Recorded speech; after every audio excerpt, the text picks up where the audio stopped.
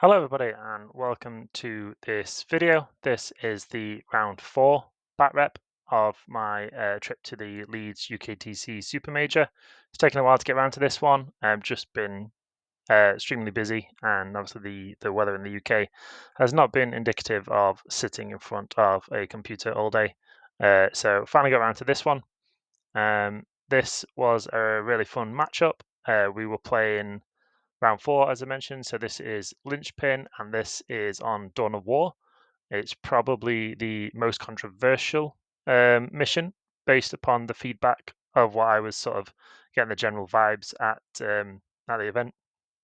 The Dawn of War layout, along with the terrain sort of layout, was quite an open one. There's a lot of angles that people were getting across board, and I know there's some things that were saying that it's heavily favoured on a gun line, but I didn't find it too bad. It was a mirror matchup we had. Our opponent was a really nice guy called Lewis.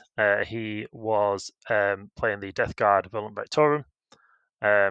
And yeah, we're going to go to the video, and it got the same as before. We've got the recreation of the game in TTS. We'll run through the deployment and the army, and then round by round. And I've got a couple of videos for this one showing the state of the game from what I took while I was there. But before we jump into that, just like to say thank you for the support for all of these videos and the series and the other things on the channel. It really is appreciated. And yeah, please continue, like, and do subscribe if you want and you are enjoying the content, and leave a comment down below. And we will try and get the final 2 battle reports up soon. But yeah, thanks everybody. So if we come in to take a look at the deployment on my side here, we have the Potswalkers. It's just screening out here. Obviously, we do have the threat from Lewis's Death Shroud landing, so we want to make sure that they're not just going to get a free drop on our backfield. We've got the other infiltrating Potswalkers on this side of the wall here. They are 9 inches away from Lewis's Potswalkers here, and it means that we can potentially push forward and sort of score this or make him come out to take this off of us. Land Raiders sort of sitting here, not shootable on the angles because of the line here. And the Land Raider can move forward and go over here. It gets over here with 8 inches, so then it's got 2 inches to go either way. The Chaos Spawn are in a position where they can potentially go in front of the Land Raider if the Potswalkers here decide to be aggressive and sort of tag it up. They'd have to get through the spawn first with the scout move. Bloat drone is just staying safe and able to pop out and get angles down this way or onto this objective if it needs to. Our infiltrating Potswalkers here are just 1 inch in this wall, so if he does end up wanting to charge, he has to come around and puts himself in a vulnerable position. So they're quite good there. The Chaos Spawn, I've found if you put them right on the line in this position here, 6 inches does get them so that they are sort of hiding from this angle and similar to here. So even you can put them sort of even safer so that they can scout backwards. But I find that this sort of 6-inch scout here keeps them safe, and it's well worth doing because again they can't come through here because of the Potswalkers. They have to come around, and it's unlikely with -1 to hit that they're going to kill these Potswalkers and the spawn. So it's a nice little sort of double up there. And then in this sort of corner, again we're trying to hide off this line if we can. He's got got angles on us, so we've got our Blight Hauler down here. We've got our heavy blight launcher, and then we've got the 5-man with a lot of boxes, and then the Taliban just chilling on his own. And then over on this side of the board, Demon Prince obviously low up 12, so it's safe here because it's getting 3 inches from the Death Shroud. Taliban is just hiding in this corner. We've got his Rhino here as well. This can push forward. And then the Blight Hauler can obviously pop out here and shoot anything that comes on the middle.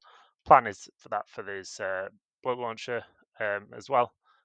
It's threatening an angle onto here and potentially here.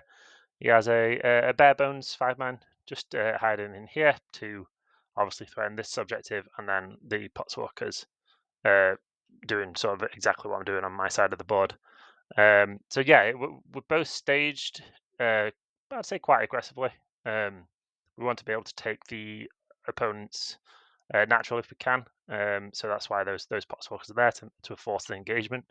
And in reserves, he has his 10-man with the Biop and the Playcaster in his Rhino, and he has the big 6-man with a load of Contagion in Deep Strike. So that is something we do need to be very wary of.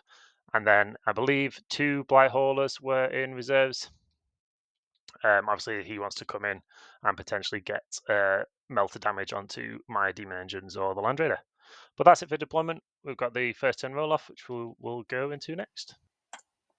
And we've done the roll off, and I do end up going first. So we do the sort of scout moves that we're intended to do. They go forward, they're 6, and these guys come straight forward and just give me the options of where they're going to go. I'm probably going to want to deal with these Potswalkers if I can, and the spawn should be able to at least do some damage to them. And we end up drawing extend battle lines and no prisoners. So yeah, we are going to try and kill these to score the no prisoners. And we've already got extend battle lines with these Potswalkers. But we're going to try and push out and try and limit the ability of Lewis to do some damage to us on the return fire. So we advance these Potswalkers, and they just sort of try and move block anything coming out of here. I think these spawn end up just coming over here. We want him to be able to push out so that we can reactive fire and everything like that. But we want to limit things. I can't remember specifically where they are. I think it's kind of something like this. These go 8, and their intention is definitely to make a charge into these Potswalkers. These guys do advance as well. I think I get quite a big advance up here.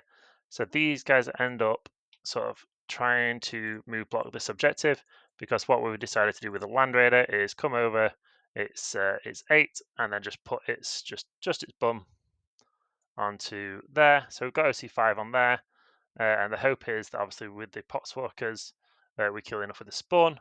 The drone sort of comes out and stays off this angle. We just don't want it shooting needlessly from his drone. These Potswalkers are a little bit more spread out, so they were sort of all the way across here, and obviously keeping consistency. And then these guys, I think we advance a couple of things. He comes and sits around about here. He just stays here. Taliman is staying where he is. And these 5 Potswalkers, we try and make it as best as we can that we can utilize the 18-inch loan up. And I think they end up advancing just into this corner. And we, with the positions of everything, should mean that we can't be shot by anything, especially down the road there. And this drone, I don't think can get far enough to be able to put the shots into this unit. So these guys are safe because of the 18-inch loan up. So yep, the only charges we're going to make are the spawn, so they go into the Potswalkers, and we end up killing. I think we only kill 4, which isn't ideal. But then the Potswalkers do attack back, and we end up doing the mortals enough to kill a 5th one. So they are sort of tied up with the spawn, and we've managed to score the 4 on extend battle lines, and we end up keeping no prisoners. Obviously, we've pushed everything out. There's going to be a response required from Lewis, so we'll keep no prisoners because we think we can score well on it on his turn. And on his turn, he does get secure no man's land and overwhelming force. So here we've deliberately left. This is why I think I actually left the spawn up here, so they weren't on. They weren't on there. So yeah, I don't. He doesn't end up scoring overwhelming force, and I think he would have easily killed these spawns. So these must have been off the point. So what he ends up doing is makes an unfailable charge for the Demon Prince, makes a realistically unfailable charge for the Death Shroud. The drone, I think, just squeezes his nose out and is able to see the spawn down here. The Rhino makes a big advance. I think just toes onto the objective. He's quite far back, but just toes on. And then these Potswalkers run out and touch here for the no man's land for scoring secure. It's just score 5 on secure. This guy just kind of pops his nose out because he wants to see the spawn, as with this guy. And the 5 poxwalkers, 5 plague marines come outside here. And yeah, these poxwalkers all say night night. These poxwalkers all die. These spawn, all die. And I think that's it in terms of casualties. What has happened is I think one poxwalker lived, so he had to make a charge. So these guys end up being out in the open, sort of, which is fine. It's good for me. I get to shoot them. And the Demon Prince ended up making the charge into the spawn as well because the drone only picked up so much of it. So the Demon Prince is kind of out here at the moment, and he does consolidate to confirm the OC on this point, and he does score secure. One other thing, if these spawn totally die as well. They get shot at by everything, and the poxwalkers just fell back into sort of this location. So yeah, we're all happy there. And then going into turn 2, we drew cleanse because we kept, no prisoners. So we've got a lot of targets to kill this turn, which is good for us. And what we end up doing is Typhus gets out of the Land Raider by himself. He's got the ability to ping his mortal wounds onto these Plague Marines, as well as do a cleanse action. And then this drone comes up, it's 10 just to get its OC onto a point and give us an angle onto these guys. This guy comes up to here to match the OC. I was trying to get these into contagion, but I just couldn't move because of the terrain piece here. We did measure it out. It was like a few millimeters out, being able to keep these in contagion. But I did manage to get the Demon Prince and the Rhino just in. The other drone sort of comes forward and ends up in sort of this sort of position again. I want to be able to see these Death Shroud to put as many of these down as I can. It's not ideal because it's damage 3 into 4 wounds, but it's still a good profile to be shooting them with. And then these guys move up. They're 5, and they're going to try and charge the Rhino to tie it up to make so that the contents can't get out for free. Talamar's still doing some sort of screening down here. I think we've sort of made it so that we're capable of him not having a 9-inch drop. Obviously, he could have a 6-inch drop here if he gets things into contagion range, but that's something we've just sort of had to rely on. One thing that did happen is we wanted to make sure that the Land Raider movement on here, because it is sort of an awkward position. UKTC have updated it since, and I think this is an inch higher up, so it is slightly easier to move. But we did get a judge over, and the judge was happy for me to sort of do the movement like this, and then move up here. And the goal of what I was trying to do is get the OC onto this point, and have it so that I can get my Plague Marines out and be able to kill these poxwalkers and these poxwalkers as well, and also potentially get some shots onto the Blight Hauler down here. So we will do that. These guys all jump out, as I say. And then if we get the flamers, which we want this side of the wall, these were we could only fit 2 this side of the wall because of the 3-inch disembark, but it was enough for us to get the flamers in because we definitely wanted to kill this unit because obviously we've got no prisoners. So they got out this side. There was no way that the melter guns could be within melter range, so we were happy enough to say that they were just going to shoot out there, along with the blight launchers. And then we had the Plaguecaster and the Ballard's Putrefier, and yeah, so everyone was sort of got out there, and then we've got good angles on a lot of things here. So we can shoot this with the Land Raider, we can shoot this with the Land Raider. We've got these two to take care of as well. We want to clear out as many things in the middle as we can to get chaff from being able to spread contagion easily against us. And then we've got lined up shots for the Death Shroud and, of course, the Demon Prince as well. What we do is we bring down the Lord of Virulence unit, and he makes it so that he's still within 12 just, but he's got a line of sight to be able to point at the Death Shroud for the ability. so that's the movement phase of my round 2. So the aim is to try and get rid of as many things as we can for no prisoners, and Typhus is going to do the cleanse action. One thing Lewis does do is rapid ingress the Blight Hauler here, so it's still 9 inches away, but his plan here in the next turn will be to get this sort of all in contagion range for him to be able to drop the big brick on me. The Death Shroud and the Mortal Wounds, and I think maybe I think it's just them. They managed to pick up the Plague Moon Brick, so we're happy with that.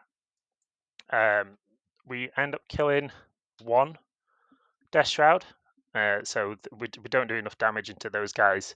Or the hot saves, I think 3 ups into 3 ups, and then into 4 ups wasn't enough to go through. We might have got one down to 1 as well with the 3 damage. We do end up picking up the Poxwalkers in here. And we do end up picking up this Blight Hauler. I think the Land Raider shot his last cannons at there, and then the Melters from here. And we do end up picking up the Poxwalkers as well. And we end up shooting the Plague Caster into the Lord of Virulence because his ability to make -2 move is really good against this Death Shroud unit. And we ended up not wanting to make the charge because the Overwatch threat from this unit is big enough. I think we might have tried to make it, but we failed it. But we weren't happy. We weren't unhappy with that because, say, as soon as this unit moves, then we Overwatch it, and we've got a good enough damage from them with that. We do some damage into the Demon Prince, the Melters. I think maybe one goes through or something like that, but he saves it, and we don't make the charge into the Rhino. So we're kind of sort of exposed on this flank, which isn't ideal. But yeah, this is the end of my turn 2. So we did score max and no prisoners for the Poxwalkers units and the Plague Marines and the Blight Hauler, and we did get the cleanse from Typhus. So we are in the Death Guard mirror. This is round 2. We've gone through. I pushed everything out on the middle of the board. We're going to see if Lewis's clapback can kill enough. Death Shroud Typhus over here with a lot of Virulence with the Death Shroud. Plague Moon's got out and played up in the middle. Land Raiders in the middle. Got a low OC there. Tallyman's down here.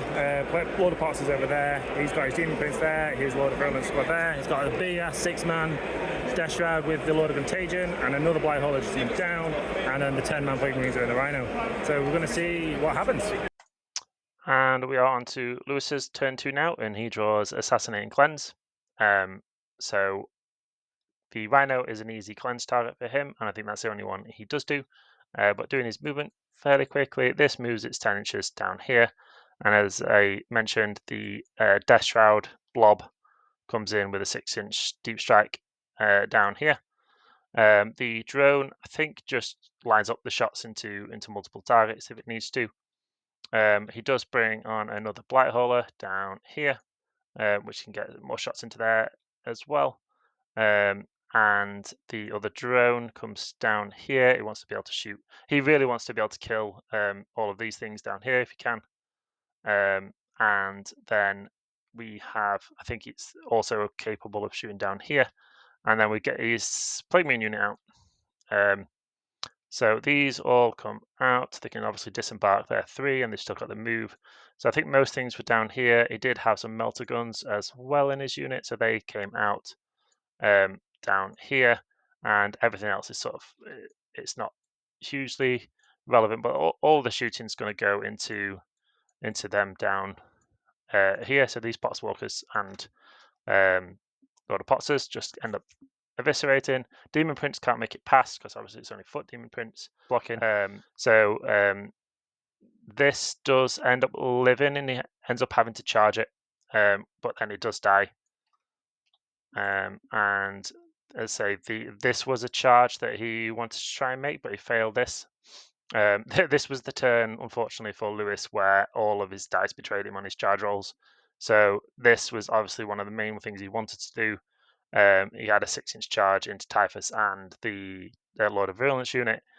First turn, he rolled a 3, obviously the CP reroll, and he rolled Snake Eyes. So unfortunately, that just means that this unit, I can spend the rest of the game sort of running away from it, and a big 400 and plus point unit is just sort of not affecting the game. I think one Death Shroud got killed from the incidental fire, and he ends up charging. Or it might have been with the tank shock he did that, and there was enough space for me to pile in and fight back. And I can't remember. I think that does die as well. No, he uses -1 damage on the Blight Hauler, so that lives. And we end up losing pretty much all of our Plague Marines, other than the characters. So these guys all die. And yeah, so we've got just the characters left. I think he does kill one of them because he just got assassinated. So I think I end up electing to kill the Balor's Putrefy, and we've got just the Plaguecaster left on this from this unit. So yep, he does score assassinate, and he does score cleanse for 2. So that's it's not a bad turn for him, but he obviously wanted more from this turn. If this unit connects with both of these probably both die. It wasn't enough to be able to charge, to be able to pile into the Land Raider, but it would severely reduce my assets. But that was end of turn 2 for him. So going into turn 3 for me, we end up drawing Area Denial and Display of Might. So in terms of Display of Might, he's got this one unit here, 2, 3, 4, 5, 6, and I think the drone is just out. So I've got some work that I need to do, but we end up trying to make it as hard as possible for this unit to interact with us for the rest of the game. So the Potswalkers end up moving away because there's no reason for them to be near. I think they advanced, and it was out of 17. So the Flamers were never going to get them, and the obviously out of charge range as well. Typhus tries to move away. He ends up moving. I think I end up doing the Mortals to finish off the last few bits on here. So obviously these guys were still stuck there, but I got them out of combat. The Plaguecaster gets in the Land Raider because there's nothing for him to do. And then the drone came up here, so it was hard for it to see. And the Land Raider comes forward because I wanted angles on as many things as I could. We want to be able to try and shoot the Demon Prince if we can. And yeah, we wanted to be able to get everything into contagion wherever we can. Obviously, contagin's at 9 inches at this point. So what we end up doing is we end up bringing the Death Shroud with a lot of contagion down, and they could just about fit in here. And we were really quite scared of the Overwatch from the Plague Marine unit, so we made it so that it was sort of impossible to see. And yep, this is where we end up. So no, I've missed a key point here. So apologies, but this Blight Hauler actually doesn't die. So it ends up shooting the Demon Prince and killing it. We get a melter shot through, and I think he ends up not CP on the save, and I roll a lot. I think I roll a 5 on the damage, so that goes through. Ends up killing the Demon Prince, and he elects to auto explode it, which does kill him, and it does kill me. So that's what happened here, which frees up. I can potentially charge this way if I want to, but I'm realistically I want to try and get into these Plague Marines if I can, because these are going to cause the damage to my army. So I can't move this as well because this has only got a few wounds left on it. So we're in a position where we can still see these Death Shroud, but we can't move because we'll get overwatched. So what we do is we end up shooting this drone off the board. We sort of ignore these guys, as I said. We kill all of this lot of Virulence unit from the shooting of the bloat drones, and we end up making the charge with the Lord of Contagion into the Plague Marine brick, and we end up popping. I think the mortals from the explosion of the Demon Prince took out one of the models. So this unit is now not under starting strength. So we end up just popping the full combo of crit 5s and full rerolls, and we absolutely obliterate the Plague Marines, as you would probably expect. And yeah, so we've taken out a lot of the threats now that's going to cause us some problems, and we do end up with more units on the board. So we've got 1, 2, 3, 4, 5, and he's I think this, I can't remember if this counted as being in or not, but yeah, got 5 there, and he's only got the 2 main ones now. So we do end up scoring Display of Might, and we do get Arid in Alpha 5. We managed to do a lot of damage. The Lord of Contagion made his charge. We got a melter off onto the Demon Prince, which killed him. Had CP reroll and got 6, which was excellent. Yeah, the full hit rerolls and crit fires for the Lord of Contagion unit. Obliterate the Plague Marines. All that's left now is a Blight Hauler, the big blob of Death Shroud over there, and then the drone and a Taliban at the back. So should be able to bring this one home, but we'll see what we get. Not too much longer left on the time, but we should have enough time to finish. At this point in the game, Lewis is sort of running pretty low on resources. He just has the Taliban, the Blight Hauler down here, and then the drone and the Rhino. These realistically aren't going to be able to do enough to what's left on the board. But he does end up moving the Death Shroud up.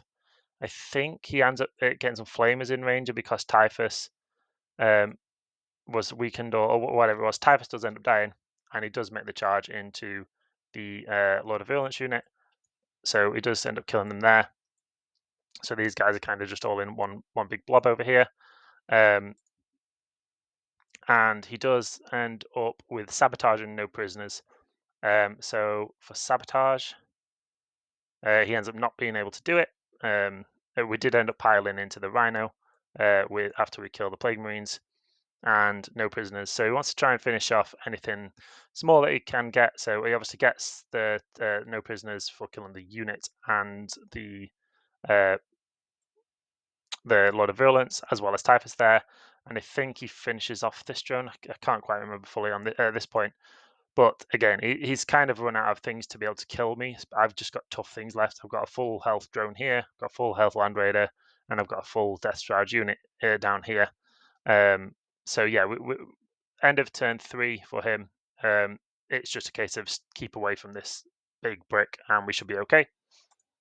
So at this point in the game, we can kind of look at how the primary's been going, and because the mid board has been such sort of heavily pressured from my side, he's only been scoring in his home field for 3 for pretty much the entire game, and this has been sticky. So with this drone, we make it so that we can still shoot things that we want to, but we can easily move on to 10 with our next and final move because we don't want him to just be getting 3 points.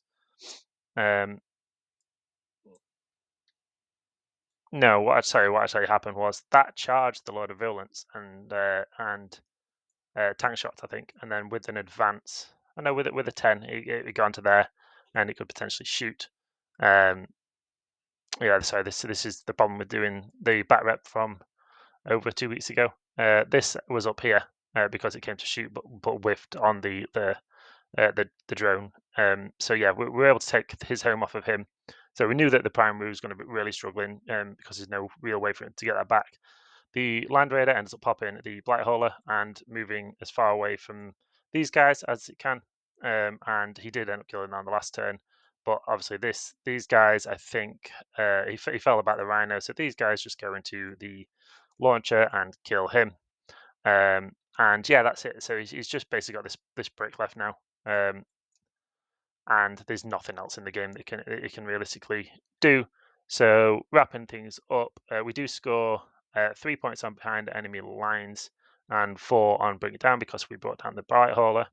Going to his turn 4. So going into his turn 4, he gets bringing down established locus.